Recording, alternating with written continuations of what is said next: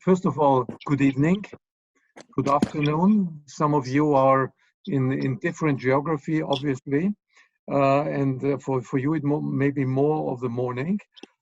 So welcome to this new type of roundtable, and thank you very much for making the time. I saw on Twitter Gian Piero, our friend Gian Piero Pettiglieri. He wrote something which I think fits very well to what we're trying to do. He said, we need a name for this strange cocktail of physical isolation and digital hypersociality. So physical isolation and digital hypersociality. I think many of you have done many of these things already today. So I think that there is a point behind that.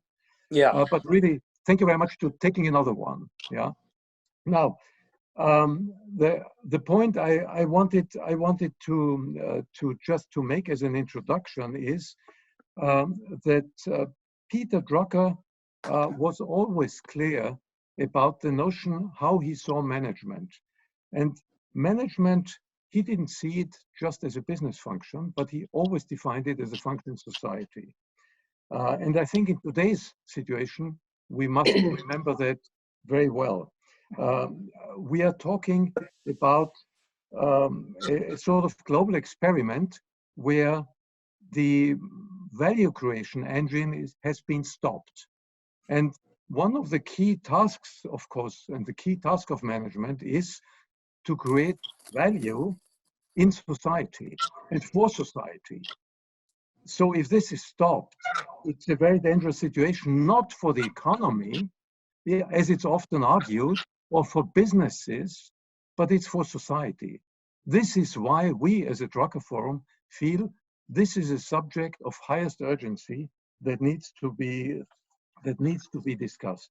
And in this sense, I would like to particularly welcome now the chair of this session, Andrew Hill, who is a longtime friend and supporter of the Drucker Forum. And I think he doesn't need much introduction.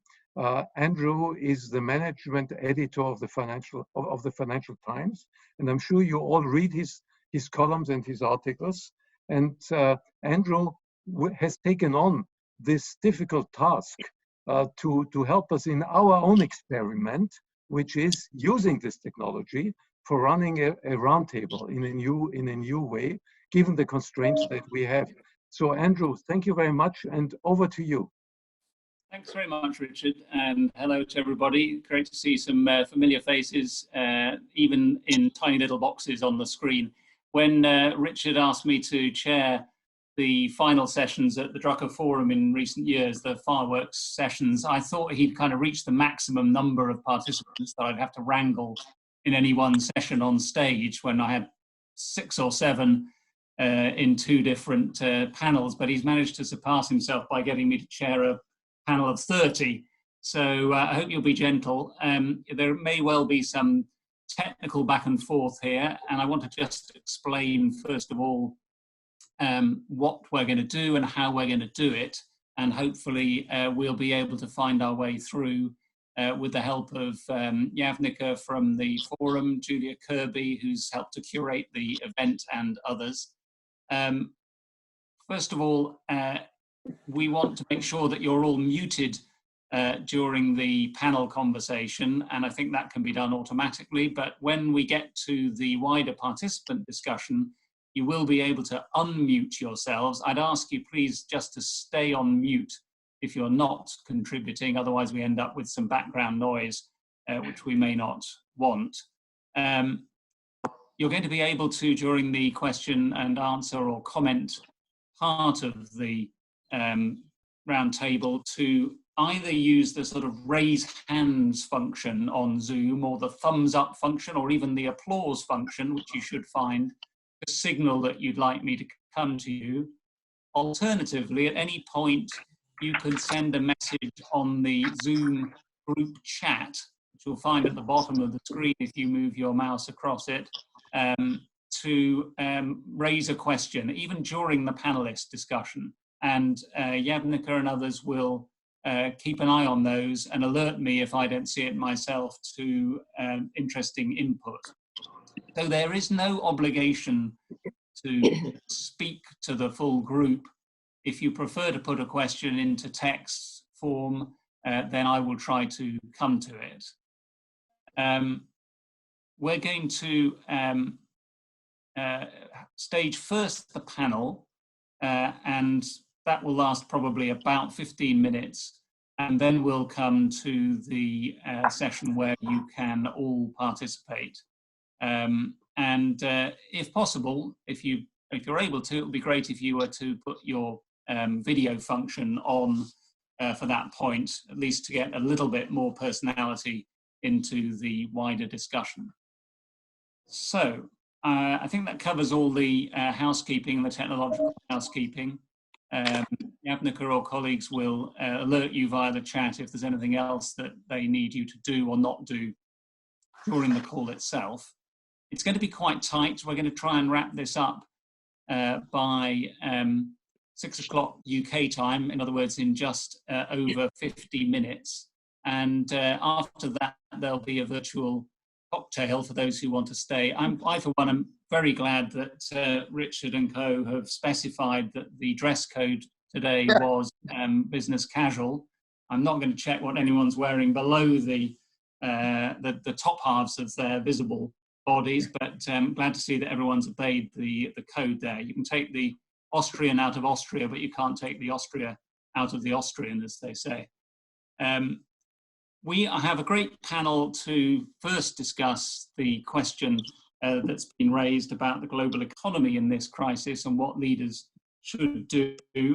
I'm going to come to them each individually, but as part of a wider discussion, and try and do this in a less a presentational way than a discussion.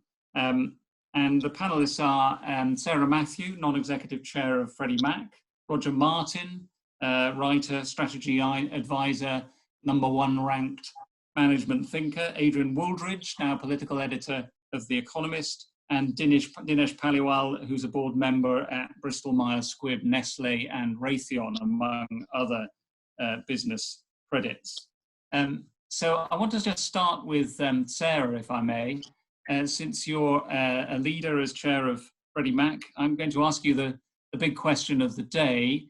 As we come towards the end of the crisis, what should leaders do to avoid us going into what Richard's already outlined might be a pathway that completely freezes the economy, but at the same time, obviously not to end up in a situation where we're putting further risk into the economy that we'll be entering.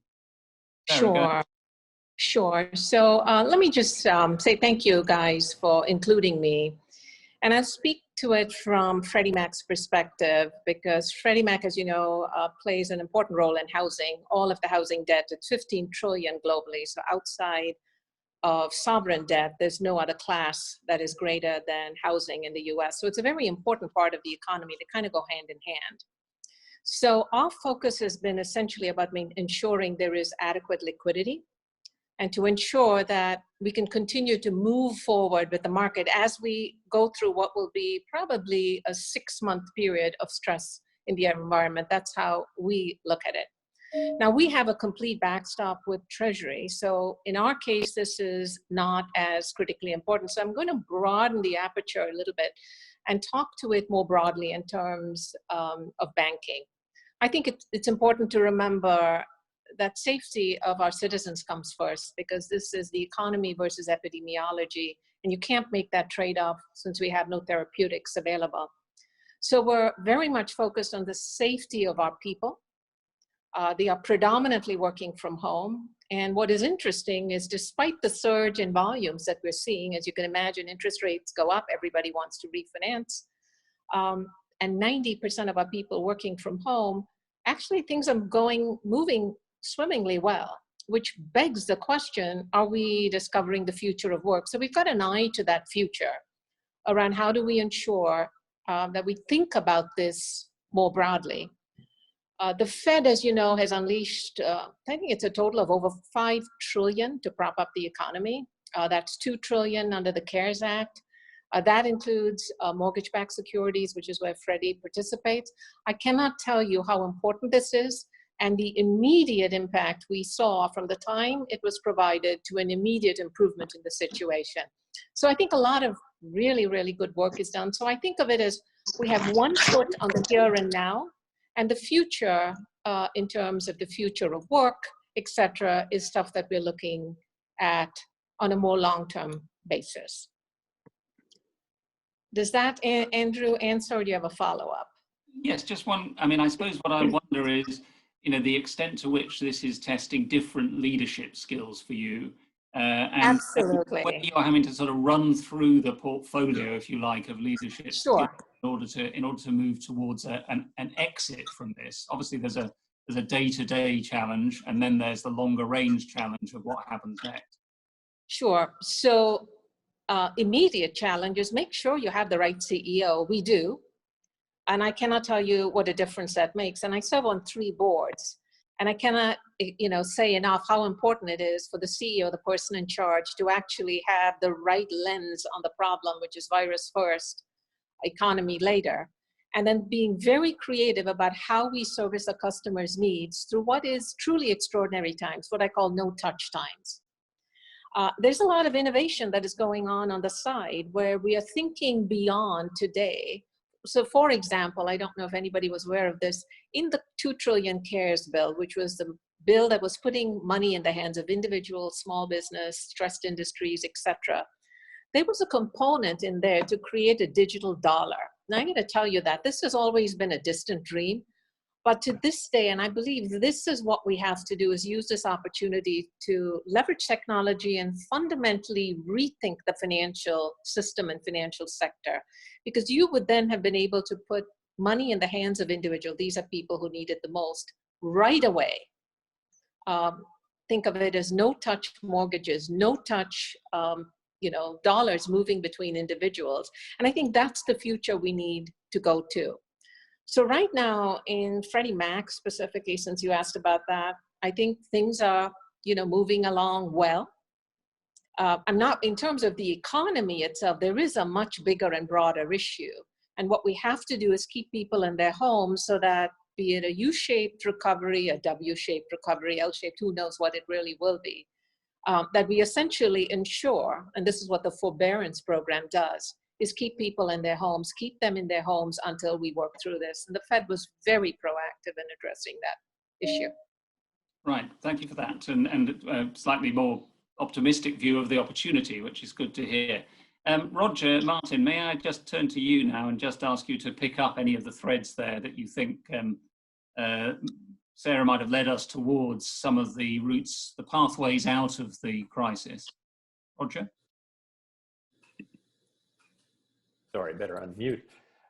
Sure. So I do think the leadership question that she raised is really important. And I think there's a kind of leadership that I think we need, that I have some worries about whether we will. And my worry stems from what I see on the medical side of this crisis is a sort of misapplication of the notion of science and being scientific. So everybody's saying we've got to be scientific, we've got to be scientific. But there are limits to that, right? The father of all science pointed this out 2,500 years ago, Aristotle, which said essentially science is for the part of the world where things cannot be other than they are, right? So you analyze the past to come up with a scientific prediction about the future. But as Aristotle and others since have pointed out, when you're creating the future, that is not an option, right? So as Charles Sanders Peirce said, no new idea in the history of the world has been proven in advance scientifically, right? So what's required when you're trying to bend the curve, right, is you have to try new things, different things. That's what will be what we'll have to do with the economy. Right, is we're going to have to do all sorts of new experiments where we do not have kind of scientific evidence that it works. And what I've seen playing out on the medical side is when anybody doesn't like what somebody is trying, they say, well, you don't have scientific proof. There won't be scientific proof for anything we try on restarting the economy. Why? Because it's a unique situation. We don't have lots of proof of what works. And so my hope for leadership is leadership that will say, we've got to try things. We have to have principles, like Sara's principle, people first, economy second. So principles, yes, but we've got to try things, recognize that we will fail on some things and try a lot of things, because if we depend on one big thing, because we think we have scientific evidence, we don't. And if everything that politicians do is attacked as you don't have proof that will work, then we are going to be, we're just going to be frozen and we're going to be stuck. And that, I think, is the fear, and we need leaders who can say this. And I was just talking, I was actually just on a call with my friend who runs Lego, and he was saying the Danish prime minister has come out and said exactly that, which is great leadership, which is, we're going to have to try a bunch of things. We're going to make a bunch of mistakes. That's just the way it is. But we're dedicated to trying. When we make mistakes, fix them as fast as we can. That is, I think, the kind of leadership we need on the economic side of the house. I mean, that involves quite a large tolerance for risk on the part of some leaders. I mean, clearly there are risks going to be involved, even in the very. I mean, who thought we would say this 6 months ago? But even just the very idea of reopening a production line and bringing people back close together within social distancing guidelines becomes a challenge that involves risk at a level and of a detail that perhaps many leaders weren't prepared for. How do you think they will cope with that? Well, I think you're absolutely right. That is what leadership is going to be about. I mean, I do think people can contribute to that or take away from that. I mean, right now, I see the press in general being in a gotcha mode.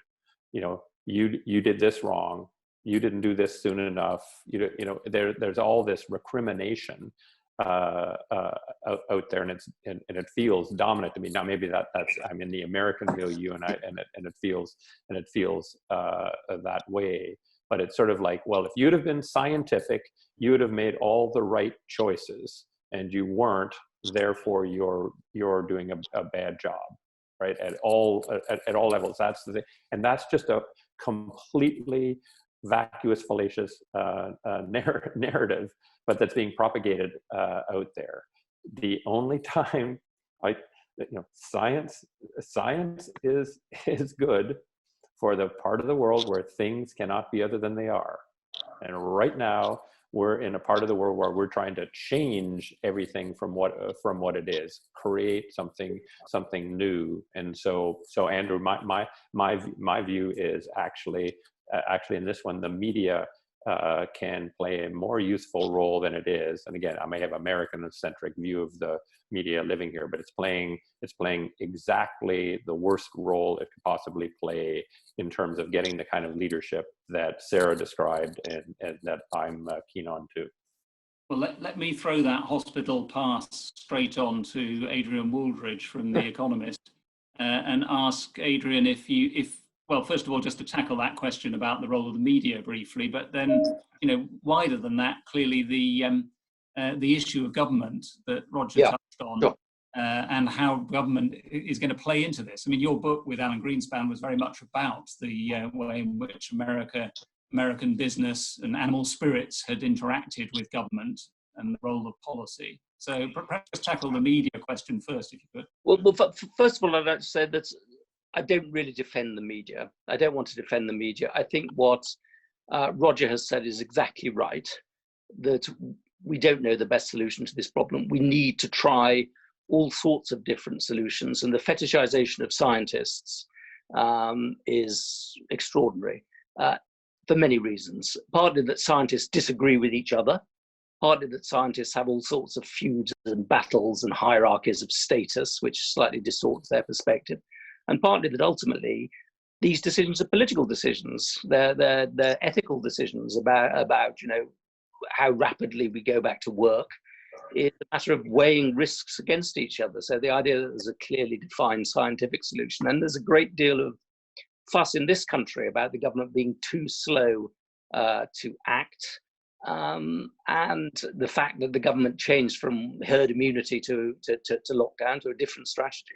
I regard the fact that the government was willing to change its strategy as a positive thing, not a negative thing. There is no obvious and simple solution, and being willing to think that you were wrong and being willing to change is, I think, solution. Can you hear me now? Yes, absolutely. Yeah, can hear you.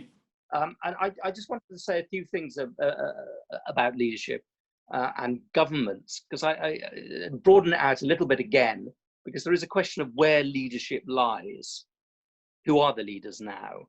And I think there are two things. One is that global institutions, I think, have not done particularly well during this crisis. The World Health Organization has not done particularly well. I don't think the European Union has done particularly well. The real leadership is coming from nation states, not from supranational organizations. And I think that tells you something about the nature of global leadership. Ultimately, these global institutions that we've sort of erected on top of nation states, and not where people's primary loyalties lie, and not where political action takes place. Ultimately, the power of the nation state is being demonstrated here. Secondly, I think there is a very interesting potential shift of global power going on, global leadership, that it looks as though China has done better than the West, or better than the United States, I should say, in general, that China, having had a very difficult start to this, and having, of course, unleashed this problem, has got on top of it quite quickly.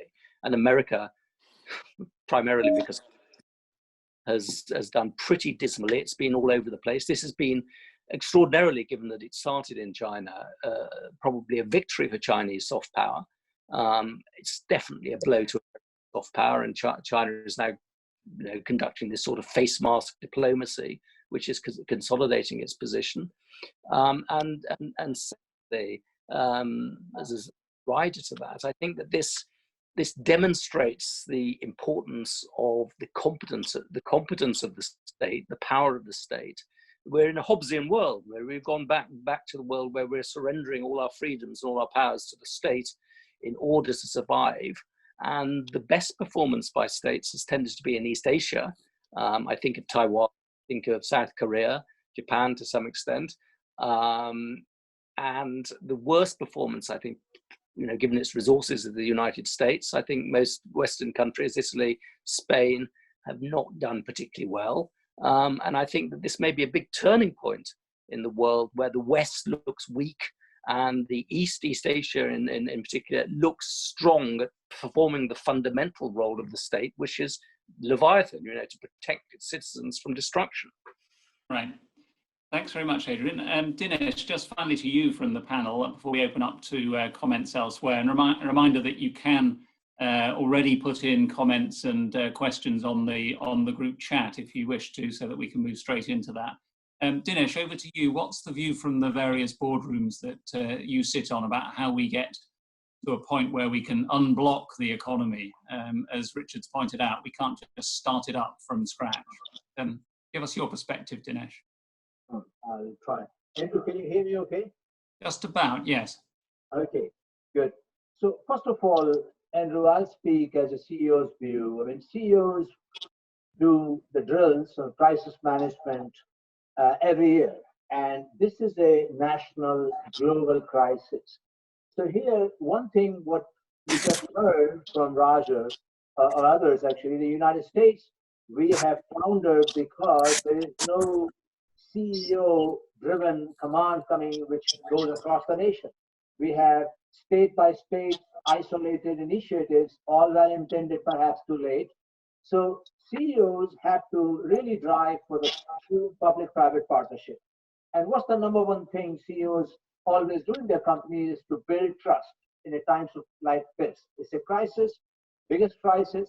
So building trust and talking transparently and as honestly as they can to tell the employees, to tell the world, I mean, look, what is the world? What is actually the aggregate of all the companies.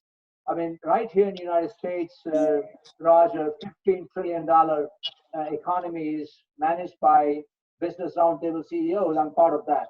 So if CEOs can really force the government to say, listen, here we have to have a top-down message come. If we're going to do lockdown, we're going to do lockdown. We're not going to say, here we have social distancing, here we don't. So that's one thing. Second, I really like, Andrew, this morning I read a nice article from SEC Chair Jim Clayton. He actually encouraged the CEOs not to bog down into their earnings call to try to compare the performance of Q1, Q2, Q3 forecast versus prior year. Really come out clean to give them a broader audience, which is going to be not just the shareholders, but employees, supply chain partners, customers, and Main Street. But really talk about what are they doing in terms of their efforts to mitigate, what are they doing for the forward plan so that they can avoid the lockdown, and what's the cost impact of mitigating, and what's already been done in terms of loss of productivity, loss of manufacturing, but really lay out the plan for next 6-12 months. And also, last point, to avoid further lockdown, we really need to also come out to explain what new things we're going to do, creating sanitation centers across the workplaces, putting more hygiene in the workplace, which we never had universally. I mean, we had good practices and then we have terrible practices. So learning something from this crisis, we have to invest money and also come out and say, look, it's a 3-quarter problem. It's a 4-quarter problem. Stakeholders want to know the truth. That is what I'm listening in the boards of Nestle and Raytheon and Bristol-Myers. First of all, telling our employees, telling our patients, telling our consumers, supply chain people, this is not a short-term problem. If you're taking a hit, we are here to support you. As an example, many under critical suppliers, they will go belly up, but they're critical for the society, for the economy. We actually have to finance them. One more point I will make, Andrew. This is a food for thought, very provocative. Government in the United States is saying we're going to send $1,200 check to small businesses or those who are just being unemployed. It's taking far too long. It's very inefficient and money will not get in the right hands. What if they partnered with the CEOs of the large companies, those who have a well-defined payroll system? They know how efficiently to get the money in the hands of those who are just about got unemployed.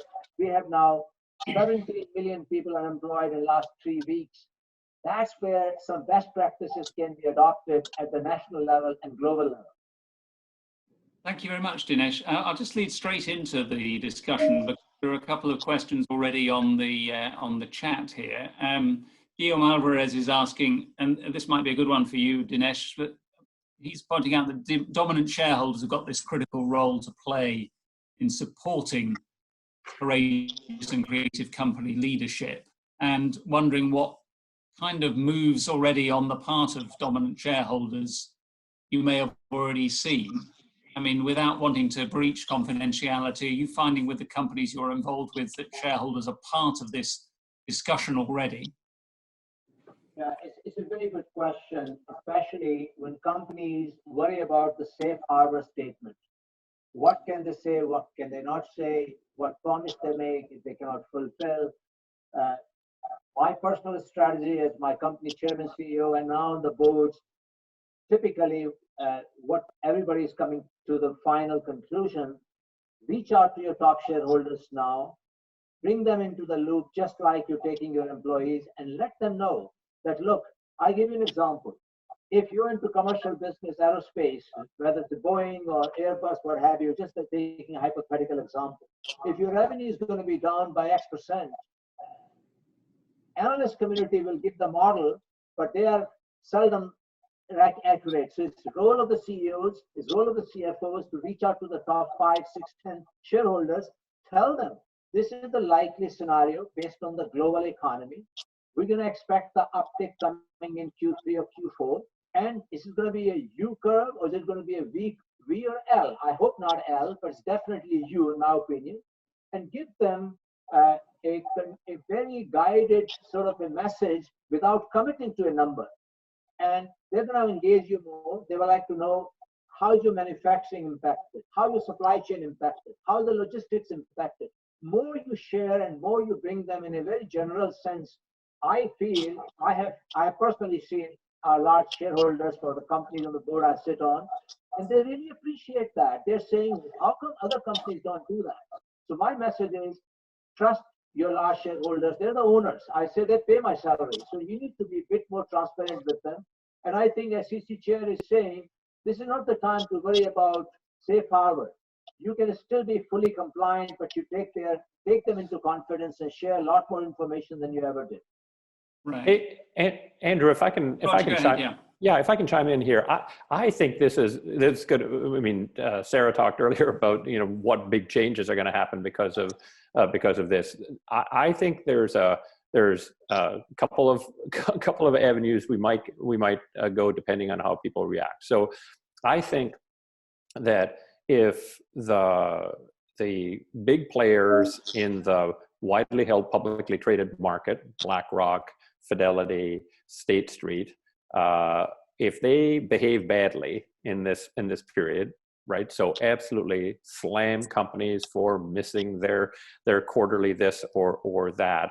It's just going to drive us more in the direction, which I don't think is a bad direction, by the way, I'm not against it, of more closely held companies. Because I think that's what Alvarez's question is if you've got a dominant shareholder, if you're a more closely held company, like his company, Steelcase, the Steelcase is with the Pew family, I think you've got more latitude and more ability to weather this storm than if you have crazy capital markets players out there just making your job harder. So we'll either see those players behaving and keeping their place as the dominant players in a widely held, publicly traded market. We're going to see us head dominantly away from the widely held, publicly traded company because it doesn't work in a crisis like this. It's all up for grabs now. I'm not saying that's going to happen, but we're at a really important juncture now. Adrian, do you have a view in on this? No, I think it's a absolutely fascinating question. I mean, obviously we haven't got any data on it yet, but I will be looking very, very closely. I think it's one of the most interesting questions to come out of this. And I would have thought that the closely held company may well come out of this more strongly than the very widely held company. Yeah. And Sara, I mean, I'd be interested in your thoughts, Sara, because you're in a controlled company, right? And you probably have more latitude to do what's right. Well, I mean, I'm going to pick up on something you said, Roger, and that is, the vast majority of companies, the top three shareholders are BlackRock, State Street, and Vanguard. I mean, this is the reality, and I sit on the State Street board. So I think there's been a backlash about what they call passive investors, saying, you know what, these people just buy the market, are they really? This is going to provide a tremendous amount of stability because each of them, think about what BlackRock, Larry Fink's latest letter was around ESG. Well, this is the year we're going to put our money where our mouth is around ESG. State Street as well has focused on diversity on boards and things like this. They don't focus on the short term. But with that said, I think there is going to be a shakeout, as you alluded to, Roger, and it varies by company. It's highly situational. And I don't think you can have one solution, but let's think about it. If you're a company and your business is completely disrupted, I, for one, am not getting on another cruise again. I did take a seaborne cruise, and I will never get on a cruise again. It's time to rethink strategy and figure out your path to win. If you're over-leveraged, so let's say you have a lot of junk bonds, you're in for some really rough sledding, but I'm going to tell you this, you're probably going to be okay with interest rates where they are, as long as you can service your debt. If there's just a temporary dislocation, I'm going to talk about the gig economy, Uber, no one's taking rides. You got to figure out how to ride this out. So you need enough cash to ride it out. You probably will be okay. If you're a tech infrastructure company, well, let the good times roll. You're indefinitely in a sweet spot. And if you're not any of these, you have to rethink your company and who you are, because I think this is forever going to change. We're going to go to a new normal. This is not going to be the way things were. Let me just take the future of work, something I'm passionate about. That genie is out of the bottle. So if everything is working swimmingly, with volumes up and 90% of the population working from home, why don't we consider that as a better way of working? Better for the environment, better for a whole lot of stuff, and you don't waste time on unproductive travel. I think consumer behavior is shifting, and it's going to shift even faster. Digital currency, I'm passionate about digital currencies because I think nobody wants to touch coins, nobody wants to touch notes. So I actually believe we're sitting on the cusp of what is going to be enormous amount of change, including things like connection. You know, how do you define social connection? I have become more connected with people now than I was previously. And by the way, I'm not physically in the presence of any of these people. So I think we're in the midst of what I believe is a sea change. And of course, dramatic consolidation in some industries, which may be a good thing. But ultimately, it comes down to people and how we treat people through all of this. If you have differentiated types of care, and we're already seeing some of this in New York, you know, where the outcomes are really bad for some communities versus another, you know, there's going to be a fallout that we won't like.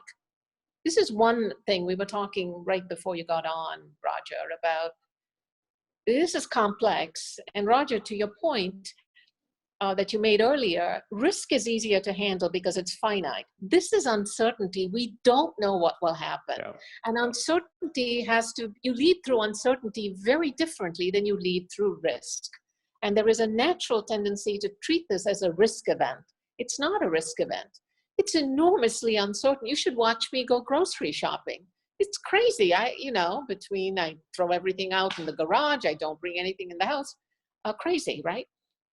When will I feel safe before I change my behavior again? So I think there's opportunities for companies. And this is where leadership matters. Sorry, Sara, just to come in, Alex Adamopoulos has got a question on the chat about the sort of question of speed over perfection here, which I think goes to some of the things that we've been talking about. Maybe to pass this back to Dinesh, you know, whether there is a question that in trying to do things for customers now, we're really talking about in this phase, not trying to do something perfect. Alex's question is, you know, that from a round table that they were chairing, one CIO of a Fortune 10 company suggesting that embracing speed over perfection is key, and a less than perfect customer interaction today is more valuable than a perfect one in a month. Dinesh, is this something that you've had a chance to discuss with any of the companies with which you work? Yeah, it has come up. I hear, Sara, what you said. Look, it's a combination. There is no one way. I mean, if Word could just function from home, then we wouldn't be having this discussion. So I think, end of the day, customer touch is very critical, very important, and that would come back. And that's why economy is going down right now, and GDP will shrink almost 1% because the efficiency is not there. I mean, I have 3 people working from my home, and they're working longer hours to the point, but is really the efficiency what we are used to, particularly people-to-people collaboration and solving problems. That's what business schools teach, that in team you solve the very complex business case scenarios. So that would happen, but I'm fine. But coming back to your question on speed versus perfection, see, this is where I'll give you a classic example. Aviation industry and automotive. There are very, very stringent standards of factories, whether your factory is in Germany, US, China, and India, they all have to comply absolutely to the rigor because the life and death involved in aviation and automotive. So here, our customers are reaching out, big customers, Daimlers, BMWs, and VWs, and saying, well, let's revalidate, recertify the secondary, tertiary solutions, which we know may not be the same PPM, parts per million quality, but we know going in what we can do to get the factories going at least at 50, 60%, which right now we're not there. Can we do that in aviation and autonomous situations? No, we cannot. So you're absolutely right. Using technology, that's a classic one. Rather than waiting for people to come together and meet, I think we are making it work so that we can get it started. But end of the day, my biggest learning from this is the biggest crisis we as a business community and society ever faced. It is a crisis. How do we prepare for the next crisis of similar nature, which Bill Gates has been advocating that, guys, you're not waking up? So what are the learnings? The learnings have to be, rather than investing $5 trillion in the global economy and still won't be able to bring back to where we were, can we come up with 10% of that, which we proactively, under the name of ESG, get serious and invest in business hygiene, society hygiene, really taking a holistic view of the healthcare and wellness in the worldwide, and really invest where the problems lies. Otherwise, we will have the same crisis in 12 months, 18 months from now. This thing, if it starts to mutate, and countries like US will struggle again. What lessons learned? So I think this is something, I hope it sticks back to your large investors. I'm assuming the big investors and institutional investors will make that as a condition in their annual letters to the big companies. Tell us what you're going to invest, what part of your profit would be invested in general hygiene, so that such natural disasters can be mitigated if cannot be avoided. Thank you, Andrew. Yes. It's Adrian here. I just wanted to push back a little bit about some of the things that Sara has said, because I think I don't want to diminish the seriousness of this crisis at all. But I think it's always easy for people as they're going through a crisis or going through a big change to think that the world is going to change forever.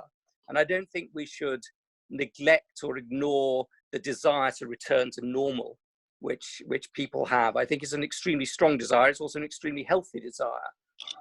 We're finding it very difficult at the moment to enforce the lockdown because people want to go about their business.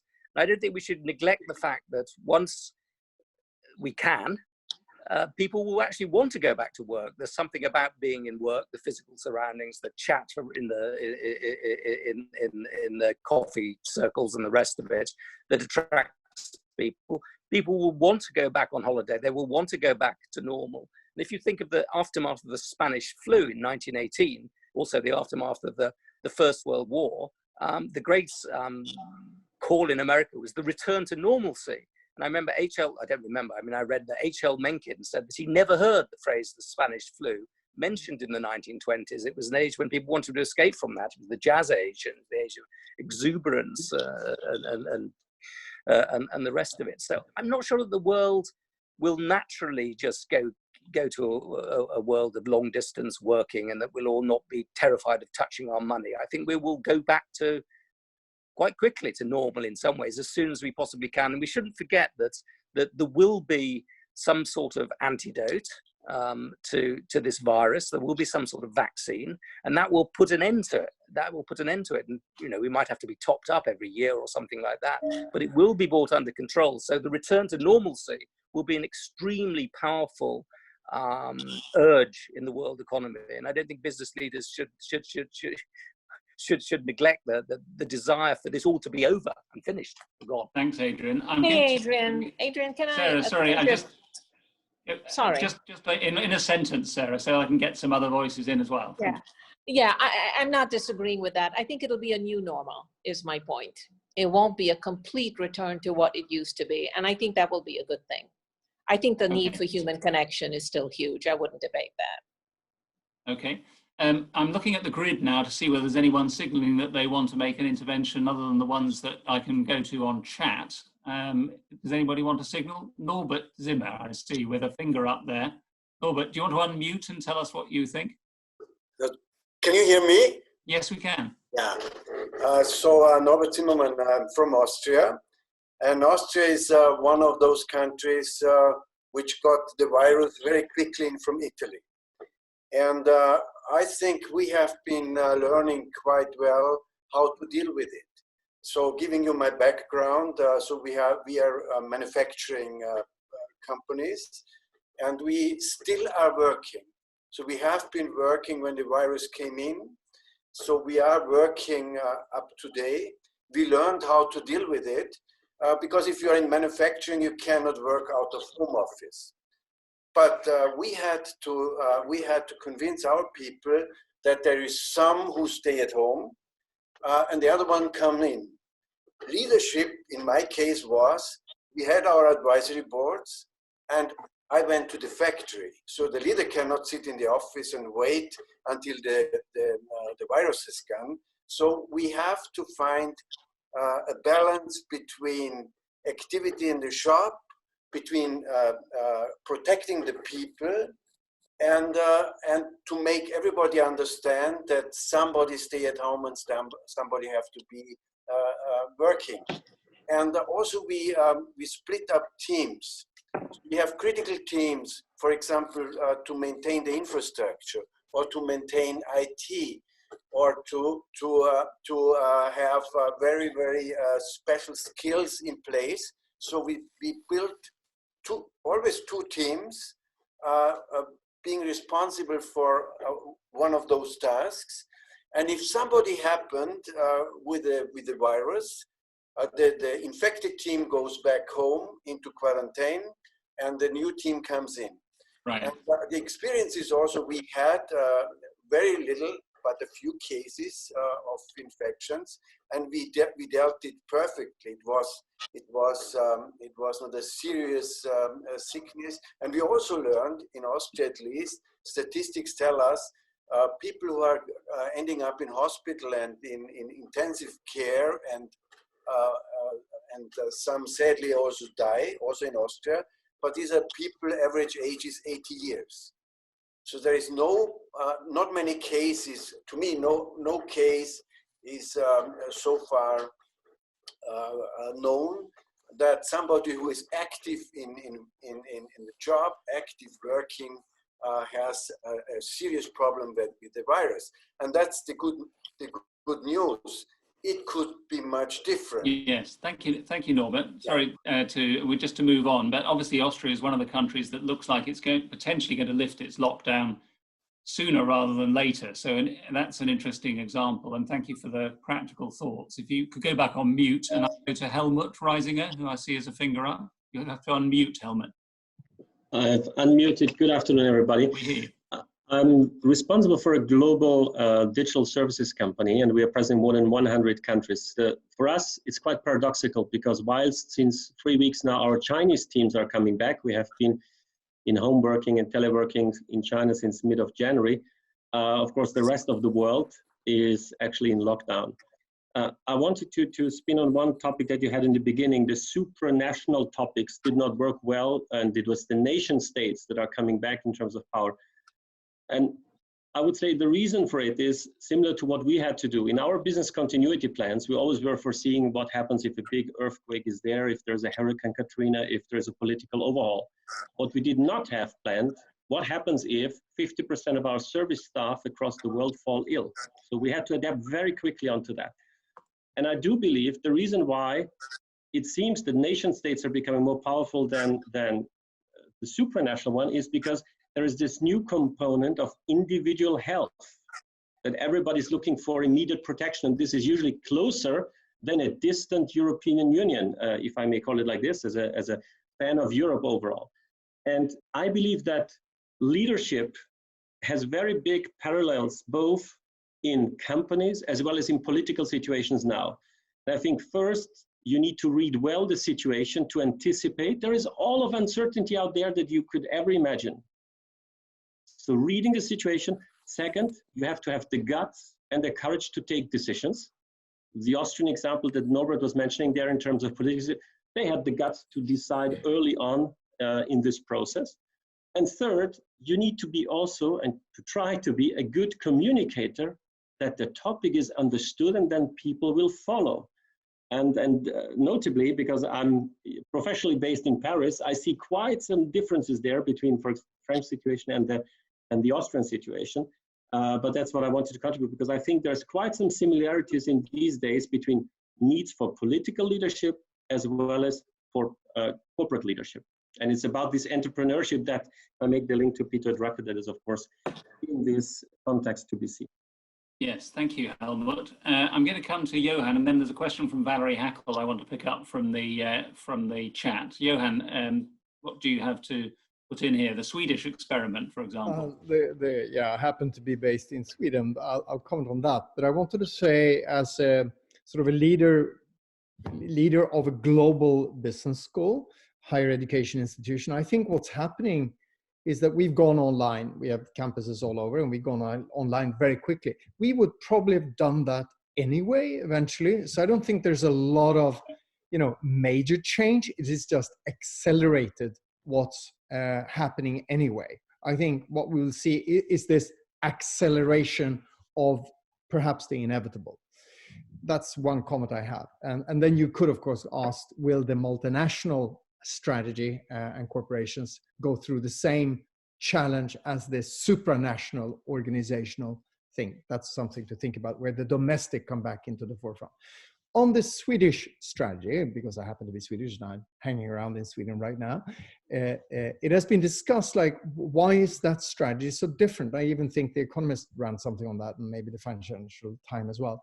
Whereas the neighboring country have just closed down, and basically Finland even had martial law for a day. The Swedish strategy has been to not shut down very quickly and really appeal to people's common sense. Quite an interesting strategy. Time will tell whether it works. It's not dramatically more cases here than anywhere else. And it seems to be more the immigrant communities outside of Stockholm seem to be worse off than, you can say, the original, the domestic population. And we'll see what happens. But it's this appealing to common sense and avoiding panic, which has led the society here not to shut down, but actually it looks pretty similar. We'll see what works best. Thanks, Johan. I just want to pick up Valerie's question on from the chat, and maybe I'll put it to Roger because you've got an input you want to make here as well. Yeah. But just on Valerie's question was on the question of whether private companies should seek alternative forms of finance if they exist, rather than state subsidies, which might come at the price of independence. But Roger, maybe you want to ask that after you've picked up from Johan. Yeah, well, I was actually intrigued by Johan's earlier question on the chat that I was going to, which is how much do you see Chinese state capital SOEs moving in, taking over Western countries? And I just can't help myself. There's an insanity in FDI, foreign direct investment, right? The entire notion of trade is based on one principle: reciprocity.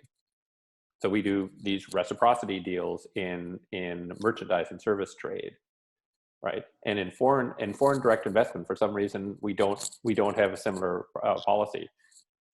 I think all countries around the world are insane to let Chinese companies buy anything in their country, because there's not reciprocity. Swedish companies can't buy Chinese companies. Chinese companies can buy Swedish companies. It's insane. And the faster the world figures out that we've got to go to reciprocity in FDI, the better. So that was just my thing on that. In terms of taking government capital, I mean, I think I think it's almost the capital of last resort. And I think in the global financial crisis of 2008-9. GM and Chrysler had to take money, and then they had handcuffs, and Ford didn't, and they didn't have handcuffs, and so I think Ford was better off for that. But was General Motors stupid to take $50 billion from the government? Hell no, they would not have existed anymore. So I think it's just sort of a matter of need. These are all sort of negotiations where there will be some handcuffs that the public sector should be asking for, and the question is whether those handcuffs are better than going belly up. The answer is yes. But if you're saying, wow, there's a risk of going bankrupt if we don't take the money, then I would say probably take it and take the handcuffs and work your way back out of them, as GM ended up doing, for example. Right. I'm just going to fling across a question from Laurent Chouin for Sara, because he's asked about the welfare. He's made the point about the welfare state being back on the table, preparing top leaders not for the private sector but for the public good will be a challenge for management education. And obviously you're working at that kind of intersection of public sector and private sector, if you like. I mean, I'm just wondering if there's a different type of leadership required now in that particular area, closeness of government and private sector. Right. I mean, Freddie Mac, we work hand in glove with the government because we're in conservatorship. because we had a huge bailout. The money has been returned several times over, but you know, the government owns 85% of Freddie Mac. The IPO was planned at some point in time. That's what Mnuchin and Calabria have said. We'll see. I think working together is a good thing. It's called collaboration. It's not a novel concept. We need, in this situation especially, there has to be collaboration. It's not all bad. It really isn't. Because what is slightly different is in Freddie Mac, our mission is to make home possible. We are more mission driven than maybe I was when I ran Dun & Bradstreet. Where my focus was primarily, well, not just primarily, it was driving TSR, which we did. I do believe companies need to think of a purpose that is beyond just shareholder value creation. I do think that's important, because if you don't do it, then somebody else, you lose control. But a broader view, I for one think rethinking that is important. Have to think about the community and so on. We've come rapidly to the end of the formal part of the discussion. There are, if you open up the chat, there's lots of interesting insights from others which have already been taking place in the chat function. Not sure we've solved Richard's original problem of working the way out of the particular crisis that we're in, but obviously there'll be opportunities for other discussions with smaller groups, and I think the aim here is to try and produce something that will potentially become a manifesto, a document to help guide that for the roadmap that some were referring to. Richard, should I hand over to you to just wrap up the formal part and open the champagne? Yes, thank you. Thank you. So thank you very much, Andrew, and thank you to the panel members and also to all participants who sort of engaged in this experiment. I felt, as somebody who is listening in, who has been listening in, it worked pretty well. So I think there was very good discussion and very good interaction, despite, of course, the fact that it's not exactly the same as we would if we would sit together much closer. So in this sense, thank you very much. And let me just before we move to the champagne, right, to the virtual champagne, let me just make a few final comments. As Andrew said, we have started this because at the Drucker Forum we feel very strongly that this is not just a discussion about an intellectual exchange, as we often have, right? It's now about the essence. It's now going back to the vital questions for our future and for the future of our children and grandchildren. So it's much deeper, and it's here now. It's not something we can just think about, but we feel it very deeply, and we feel the risks and the challenges that we are currently facing that have never been as big since World War II. So in this sense, I believe this is something where the Drucker Forum needs to show presence and needs to be there and needs to be engaged in this discussion. In management, we have learned a lot over the last 50 years and even more. I mean, Drucker was one of the masters who put it all together in some way. And now is the time to show what can we use from our wisdom, from our knowledge in management. How can we combine forces to do the right things? We cannot discuss that now, maybe at the cocktail a bit. I have my big doubts that the governments have been doing the right things. And some of the decisions that were taken on so-called science have led us down a very dangerous path. And so in this sense, we have something to offer.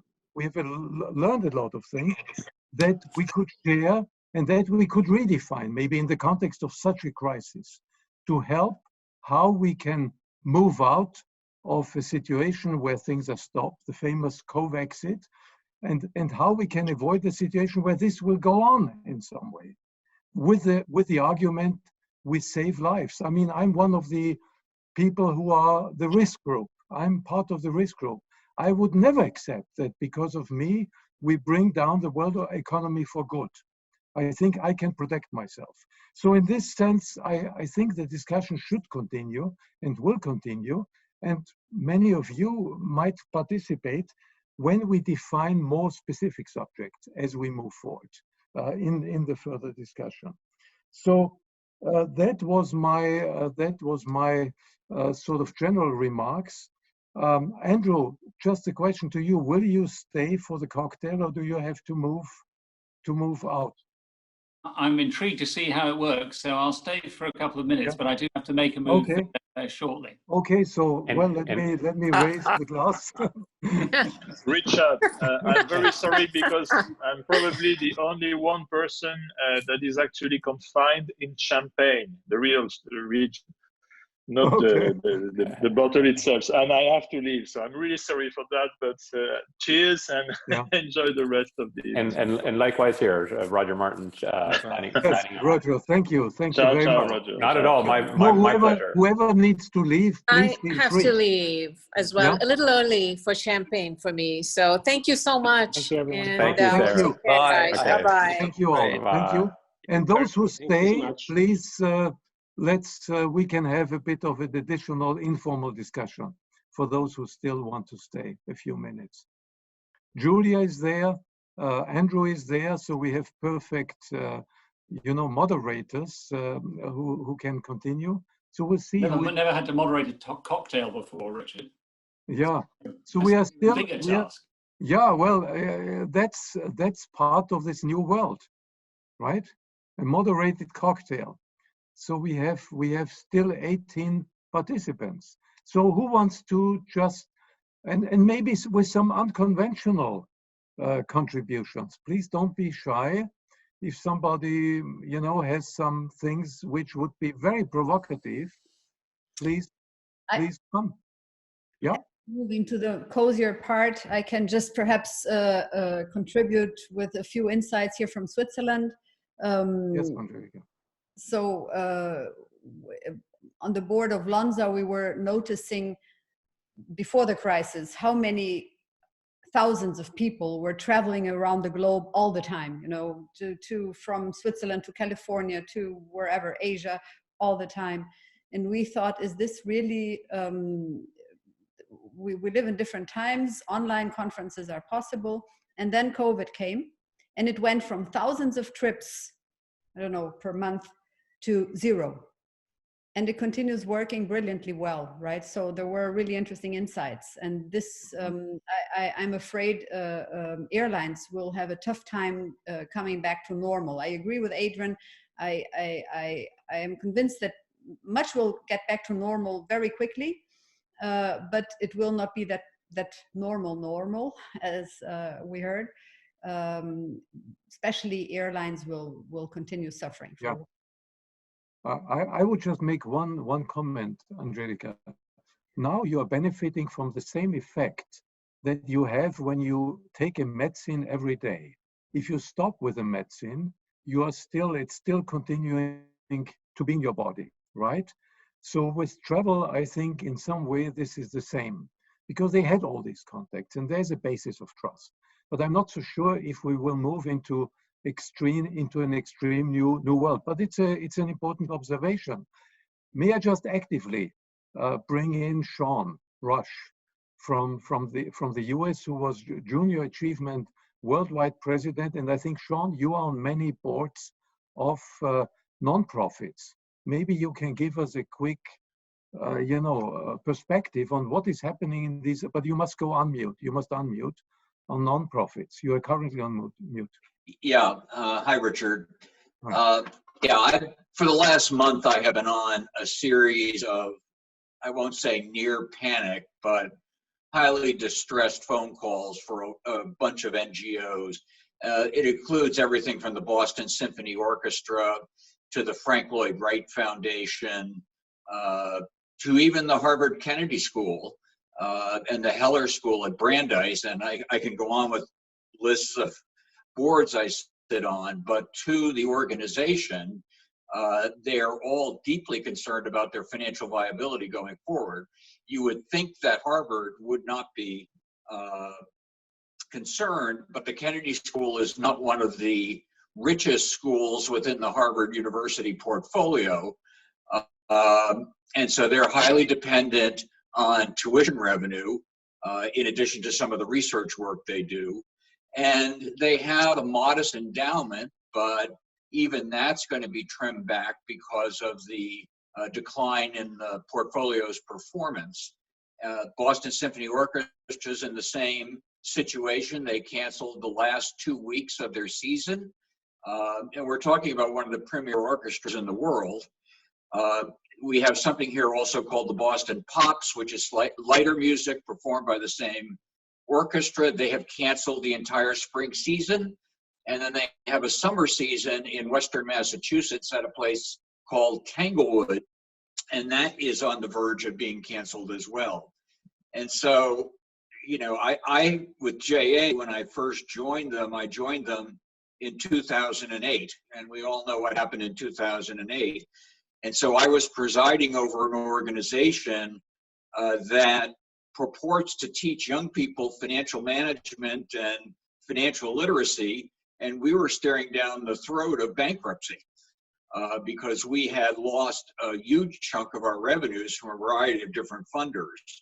And so we got through that crisis with a lot of tough decisions, but this is even worse than that because I think it's going to take a long time for global supply chains and all other parts of the global economy to kick into gear. And so just because one country's out of it, I think they're going to be so dependent for either raw materials, finished goods, whatever it is, that the global economy is still going to be sagging for a while. Yeah, thank you. Thank you, Sean. I think that's, by the way, a point. This is one of the points that we will take up in one of these roundtables that we are going to plan, is this relaunch of the economy. I cannot believe when I read sometimes, well, it's like switching it on, right? This is what I hear from time to time. It will be easy. We just need to throw the money out there from central banks, huge debt, and then things will fall in place again. So I think that needs much more discussion and some critical questions may be asked. Now, just one last comment. Yeah. This is vaguely reminiscent again of 2008. It's amazing how many people claim to be free marketeers and let the market make decisions. But when we get into situations like 2008 or this, everybody becomes a Keynesian. They want the government to spend a great deal of money. So, you know, in their heart of hearts, you know, when they need help, they look to the government, even though they would purport to be free marketeers. Exactly. Yeah. So we have Norbert and Ricardo, I think, because he represents another, I think one of the biggest nonprofit organizations with a very strong business model. So Norbert, you had I just want to make a short point on that. Calling for government. In 2008, it was actually business and the economy who made the mess. There's no doubt. So it was the finance systems which collapsed and the mess followed. This time it's different. It's not the business, it's not the companies who make the mess. It's politics who stopped the economy. And now you can discuss, is the Swedish way the better, or is the Austrian way the better approach, or is it the Trump way? I don't know. We will see. But it's not the businesses who are responsible for that mess this time. It was different last time. Okay. Ricardo, would you have a comment? You're on mute. You're currently on mute. Hello, everyone. So I'm listening, and of course, it's a very strange times for all of us. And I have, I was listening to what Sara said, is that my biggest concern is that where are we moving towards? For example, because currently I can see two lines of one very much on collaboration means, okay, will pay the price, will collaborate to help people to live. And then on the other side, people say, look, if we do not resume economy, things will not work. So I see this, I would say this strong competition say, okay, we will get together to solve the problem, or I will solve my problem or my country problem, and I don't care about the others. And this can be seen very easily. For example, you know, I'm Brazilian, so we can see this in Brazil in a dramatic way, right? So if you see all the news recently, there is a absolutely fight between the president and his ministers, Supreme Court, everybody, because there is a strong line. And this, what is the problem now is that these are not necessarily fact-based. This became something like conspiracy theories, and you know, people want to, and this is, I can see that very strongly in Brazil, and I can see that also in some ways when we see the US, you know, very different mindsets about how things will evolve and how things will move on. So I would wonder to see, you know, what will really happen, if the world will become the same or if we'll come to something completely different soon. You know, not just on the way, but the way governments collaborate. For example, I worked for 5 years with the UN, and now we can see an absolutely irrelevance of the UN. In this, irrelevant means zero, technically zero, you know, and of the UN now. So we don't know how the game will be played. For example, when we see Trump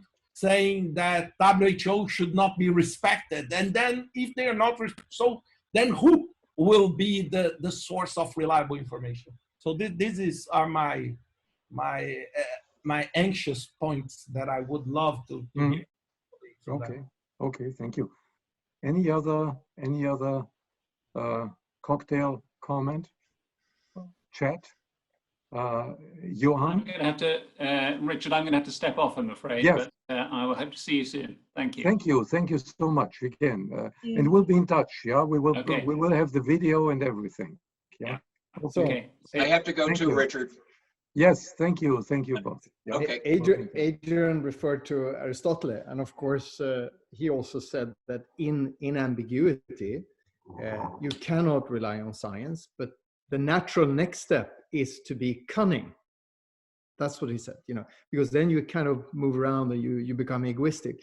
And you can see this happening. But he said as a third state, and that's the state of leadership, right? You have to go beyond, you have to have a habit of making decisions and taking actions that is beyond your own egoism. That's what he called phronesis and all that. And that was the leadership of it all. I don't see a lot of phronesis now. And the multinational corporations, as you said earlier on here, falling apart. That's supposed to be the practical wisdom of the world. And I think it's taking a proper beating. And I'm not sure we're going to get back to that, but it will take some time. So I believe in a setback on that, unfortunately. The EU, as Isabel is saying, is surprisingly holding on to some extent, and let's just hold on to it. I hope so. The other thing I was thinking about is global supply chain. What I see now is what we all see is, of course, the extreme sensitivity of just-in-time efficiency. You know, all of these things, how easily disrupted it is, and on mega scale. And I think this will be a major learning for most corporations that are involved in any kind of supply, you know, manufacturing at least, but beyond that, how the hell do we do this? I think we will see an acceleration of moving back to domestic and securing. So I think most countries or most corporations will become preppers as well. And I can see the discussion already is like everybody will become a prepper. It's in my home country right now. My God, the price of small cottages out on the countryside is going through the ceiling. Everyone wants to prep. And so it may become sort of a global phenomenon. That was just a comment. Okay. Thank you, Johan. So, yes, Norbert, you're on mute. Yeah. Richard, I just want to make one comment. We were talking about international organizations. So just these days, OPEC has become irrelevant. So it's really amazing what's going on. A little virus is destroying all the systems. And what we will see is an energy crisis coming up maybe in the 21, 22, which is tremendous. And nobody is talking about that now. But disruption is going on in the oil and gas business. We should keep that in mind. So you're saying it's by far not over, this period of total disruption. Okay. So any other comment still? Dinesh, you're still here. We see your still picture. Are you online, Dinesh? No, it seems it's only. I thought he was standing still. It's a still picture, yeah, but it's a photo. So well, any other comment? Because otherwise, I think we have. It's perfect for an online cocktail. I think one shouldn't take too much time. So in this sense, it was we're doing new things. We're trying new things. Thank you, Richard, for doing that. Yeah, thank you. Thank you all. Thank you all for hanging in there. And Isabella will now move. There will be a lot on Twitter. You will see. Yeah, by the way, those who are on social media, please really engage actively. We will try to give some of the messages, and you will see them under our hashtag. Yeah. So in this sense, we don't want to make it a one-off. Thank you very much, and have a nice evening. Thank you. Thank you very much. Be safe. Okay. Take care. Bye. Thank you. Thank Bye-bye. you.